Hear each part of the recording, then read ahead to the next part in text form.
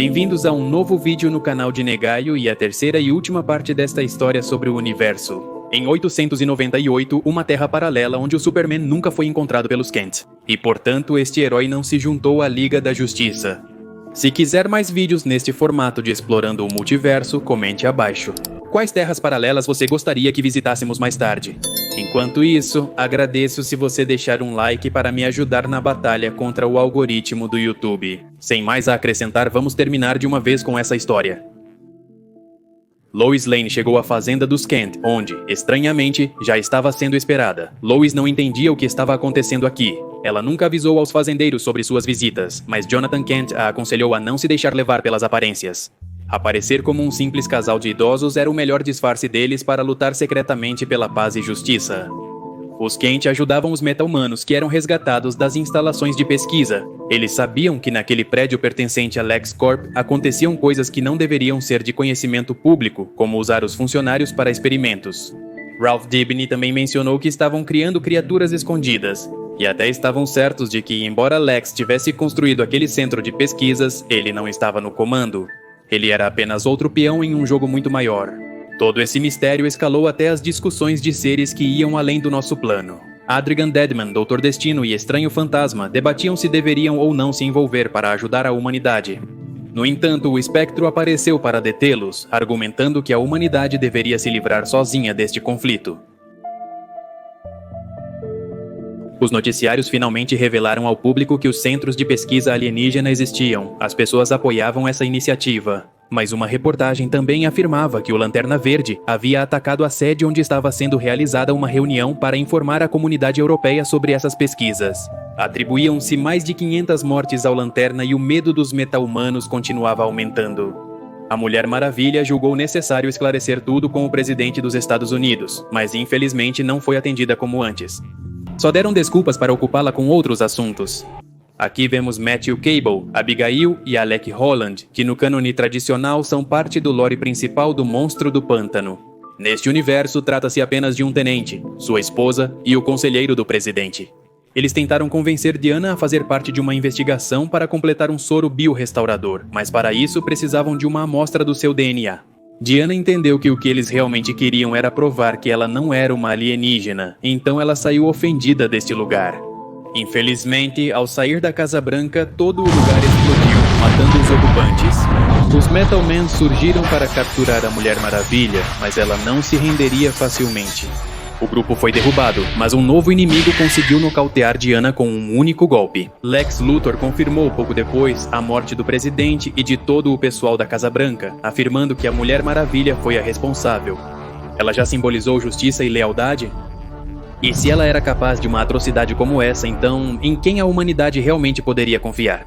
O prefeito Luthor também anunciou que graças ao professor Hamilton e William Magnus, a partir de hoje os Libertadores, uma nova geração de máquinas, lutariam pela segurança do mundo. A hora de caçar todos os meta-humanos havia chegado, e Lex pediu a cooperação dos cidadãos para denunciar e localizar esses alienígenas. Mulher Gavião estava no museu de Midway City lembrando de seu falecido marido, Carter Hall. A postura atual dos humanos em relação aos heróis a impulsionava a deixar a Terra para sempre. Ao se dirigir à sua nave, ela pôde observar ao longe os distúrbios que colocavam os cidadãos em perigo, mas isso já não lhe cabia mais. Uma mãe clamava pela vida dos filhos enquanto um prédio desabava. Parecia que eles não tinham salvação, mas Shayera interveio no último instante, tirando-os das chamas. A mãe dessas crianças estava extremamente grata, e apesar deste nobre ato, a polícia interveio para tentar prender o Hawkeye. Então as testemunhas se uniram. Um deles se colocou entre Shire e a arma de fogo do oficial, e o resto das pessoas fez o mesmo. Embora Hawkeye não quisesse que os cidadãos arriscassem suas vidas, eles disseram que essa batalha também era deles. Alguns sabiam que alguém estava tentando dividir a humanidade, e os heróis suspeitavam de uma conspiração. Eles chegaram até a mencionar que não acreditavam em nada do que era dito na televisão, e estavam cientes de que tanto ela quanto Hogman, no passado, salvaram a cidade inúmeras vezes. Ele havia sido um verdadeiro herói. Shayera sorriu ao perceber que o legado de Carter permanecia. Porém, antes de sair, ela foi nocauteada por um dos Libertadores, que também ameaçou os demais presentes. Enquanto isso, Bruce investigava discretamente na Batcaverna a tecnologia que o Coringa usou para controlar Arkham. graças às informações compartilhadas pelo Gavião Negro no passado sobre armas recuperadas por todo o universo. O detetive conseguiu descobrir que essa tecnologia pertencia a um planeta extinto há décadas, um lugar chamado Krypton. As notícias informavam sobre a prisão de vários membros da Liga da Justiça. E embora Batman planejasse realizar essa missão, só foi convencido por Selina para permitir sua ajuda. Lanterna Verde invadiu o centro de pesquisas alienígenas para resgatar seus amigos, mas rapidamente foi encurralado pelos Libertadores. Essas máquinas possuíam uma força impressionante, e quando o Anel conseguiu escanear um deles, revelou que eram clones feitos a partir de DNA kryptoniano. Lois Lane citou Jimmy Olsen para se encontrarem no estacionamento do prédio da X-Corp. Ela ameaçou Olsen com uma arma, sem saber se podia confiar nele. Lois dizia que Luthor era um fantoche dos reais invasores alienígenas, mas Jimmy não conseguia acreditar nisso. Ambos foram até o escritório do ex, onde o encontraram em meio a uma espécie de transe. Uma criatura monstruosa se lançou sobre Lois. Olsen pediu à repórter que parasse de atirar em Krypto, e a verdadeiramente por trás de todo o assunto finalmente se revelou. Jimmy destruiu a arma com sua visão de calor.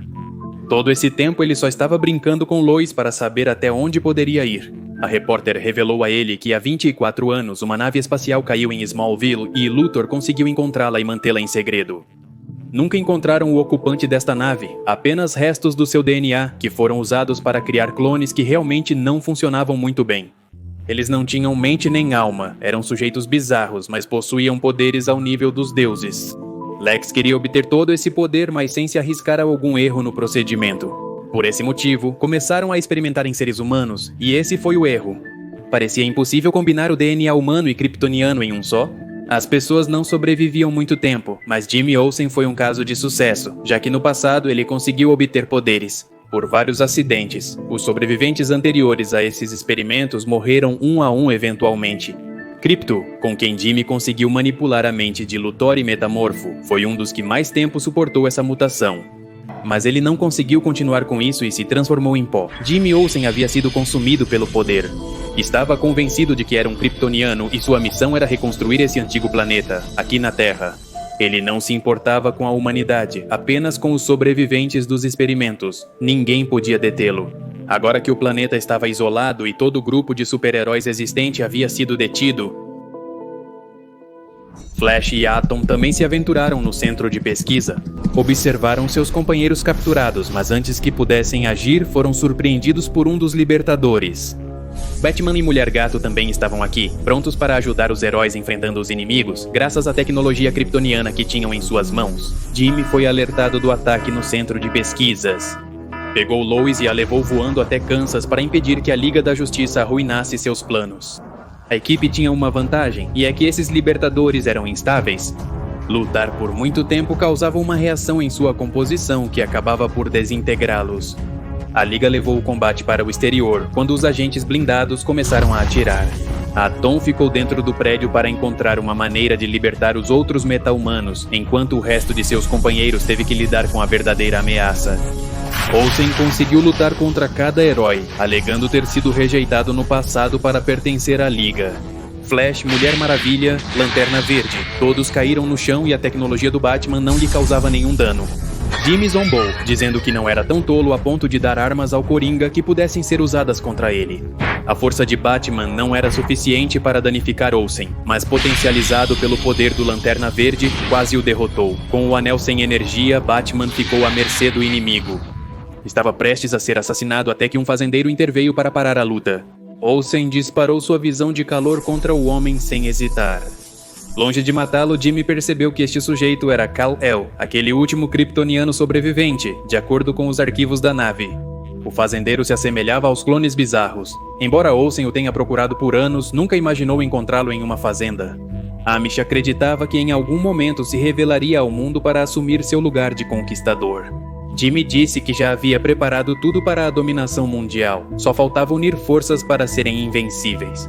Mas Kal-El respondeu que isso nunca aconteceria. Kal estava apenas interessado em ajudar o morcego, enquanto Jimmy insistia em seguir com seus planos.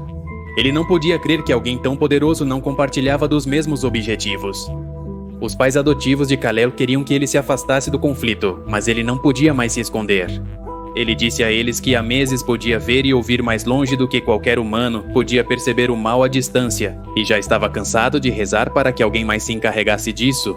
Farto dessa conversa, Jimmy desintegrou o casal de fazendeiros em um piscar de olhos. Kal-El respondeu com um poderoso golpe carregado de fúria. Olsen alegava que este fazendeiro não era digno de viver no novo Krypton, disposto a matá-lo e pegar o DNA necessário do cadáver.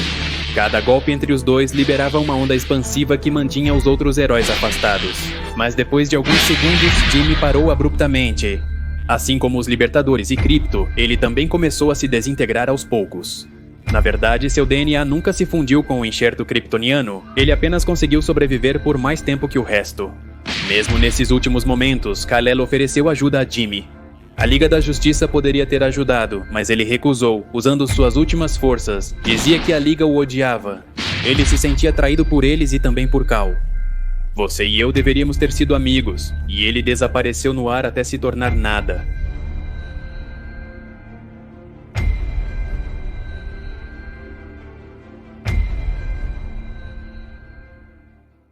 O corpo de Lanternas Verdes entrou no planeta para informar Jordan que estavam ocupados.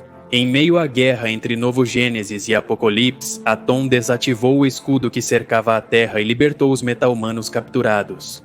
E agora que Jimmy havia falhado em seus planos, era hora de reconstruir. Lloyd questionava se podiam confiar no alienígena, mas Batman afirmava que sim. Diferente de Olsen, ele não se deixou corromper pelo poder devido à amargura. Kal-El nunca se revelou por seus poderes porque não era o que desejava, foi criado por pais que amava. E embora o morcego não o conhecesse, sabia que esse homem estava destinado a ser o maior campeão de todos. Segundo as notas finais de Lois Lane após a batalha, Batman se entregou à polícia de Gotham por ter assassinado o Coringa. Apesar do vigilante não ter sido preso por considerar a morte do psicopata um ato de guerra, o Cavaleiro das Trevas jamais se perdoou. Renunciou à Liga da Justiça e continua combatendo o crime como forma de penitência. E a Mulher Gato permaneceu fiel, ajudando-o em cada luta. Os Kenda ajudaram esse homem a seguir em frente. E todos os meta-humanos tinham uma dívida enorme com esse casal de fazendeiros. E também com Lana Lang, cuja ajuda foi crucial para vencer o inimigo mais poderoso que os heróis já enfrentaram. A batalha mais difícil ainda estava por vir. A Liga da Justiça tinha que recuperar a confiança do resto do mundo. Novas lutas e inimigos foram a oportunidade de se testar. E grande parte dessas vitórias foram graças ao novo membro da equipe, aquele a quem chamavam de Superman. Há mais histórias sobre este universo que explica os eventos entre Apocalipse e Nova Gênesis. Darkseid não venceu a guerra, caso contrário, os Lanternas não teriam chegado à Terra. Mas para não prolongar muito mais este vídeo, só vou te dizer que o Conquistador caiu graças a Big Barda, tornando-se Lanterna Verde e Mr. Miracle, conseguindo viver dentro do Anel.